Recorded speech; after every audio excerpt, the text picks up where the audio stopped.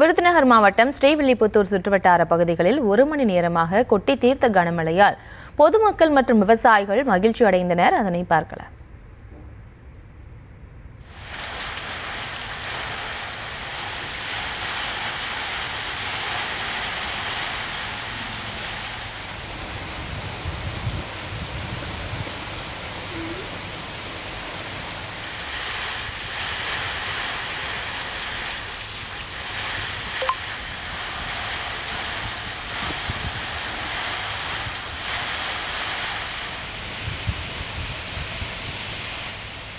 இது தொடர்பான விவரங்களோடு இணைகிறார் எமது செய்தியாளர் செந்தில்குமார்.